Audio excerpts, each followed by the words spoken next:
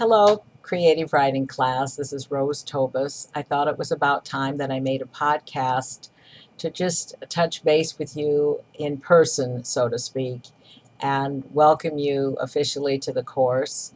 I'm looking forward this weekend to reading your writing samples based on the film, and I hope you're picking up the idea that uh, you are trying to demonstrate how you put language together to convey ideas, to convey visuals, to convey story. And one way that Schofield has you practice that is through film. And I have already been doing that for many years with my composition students. So you can imagine that when I found the Schofield book, I thought, here is a woman after my own heart, so to speak. She has been advocating what I've been doing without knowing of her work for a number of years.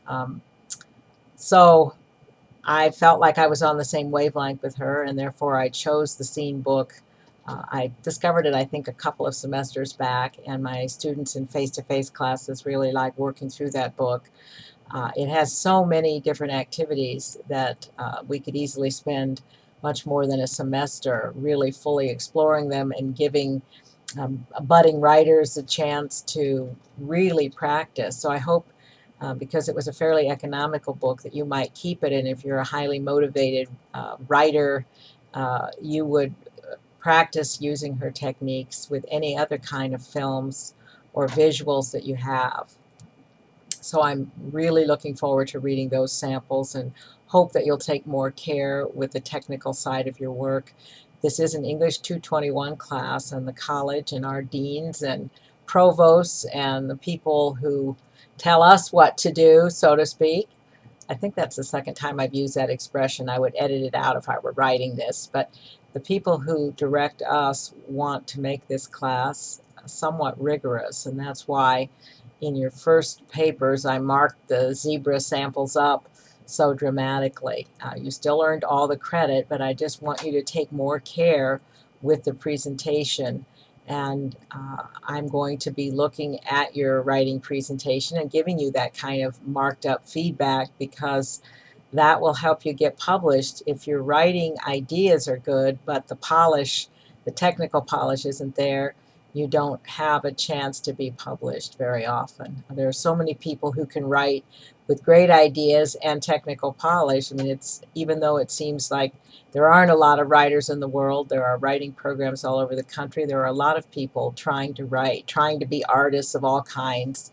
And so it's a very competitive universe, and the most important thing is to have the very best polish on your work that you can. An editor will work with a writer whose ideas they maybe want to develop further, but if they will lose respect for you if the sentences aren't punctuated properly.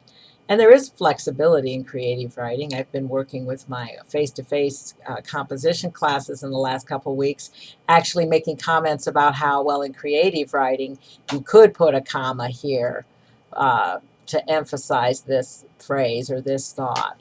There are uh, flexibilities that I will point out to you. There are times when you can use fragments artfully, but I'm just anxious to see the best polish for the work that you submit. And that means kind of getting the writing done with a day or two extra in the week so that you can uh, put it down and then look back at it before you post it. And sure, there's maybe always going to be that typo that creeps into the work once in a while. I'm not worried about that. And I don't want to make you uptight about the writing, so uptight that you freak out and you're so worried about the technical side that the writing suffers. But it takes going over the work, having someone in wherever you live, a roommate, a parent, a sibling, a cousin, your best friend, read over what you've done, because other people always spot things that you might not see. And you yourself will be like a new pair of eyes looking at the work if you can just give yourself even a half day of time between the time you've written something and the time you submit it. I'm going to extend the course deadlines until 11:59 p.m. on Fridays to give people more time. I saw that high noon is a little bit of a strain for some people for various reasons, so I'm going to give you that extended time. The reason I need to have Saturday and Sunday to have at the work is so I can keep up with timely feedback on your materials. And even with mailing back the creative work, I want to try that for a few weeks, actually mailing back downloaded copies that I make and write on. Uh, I I'll need to get those in the mail typically on a Monday morning. This week it will be Tuesday because of Labor Day, but I want to be able to do that um, absolutely every weekend, be ready to go to return that material. I will be writing new units for the course.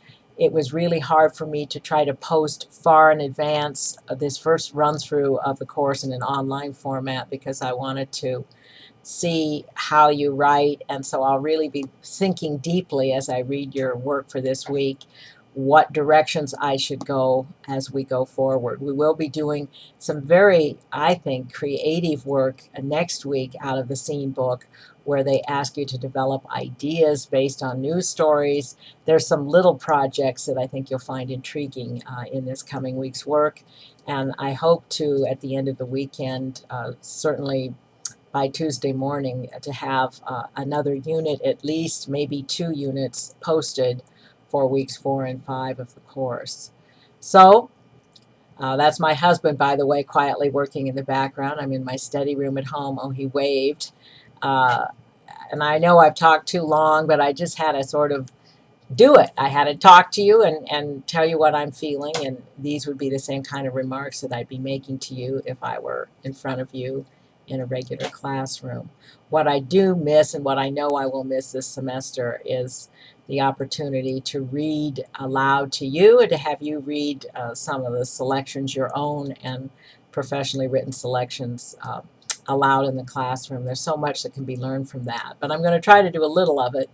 And perhaps any of you who Skype or have access to a camera like this one that I've attached to my computer, you could send me a video at some time with you reading your work. Maybe that would work best for the poetry unit that we'll do later in the course, since poems are not typically as long as short story selections.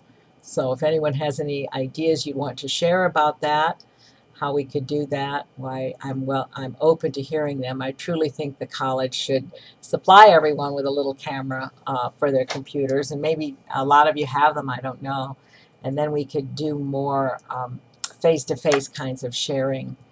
In any event, welcome, and I'm looking forward to all of the weeks that we'll spend together, and I want to make this the best course that I can make it in the time and with the constraints that we have.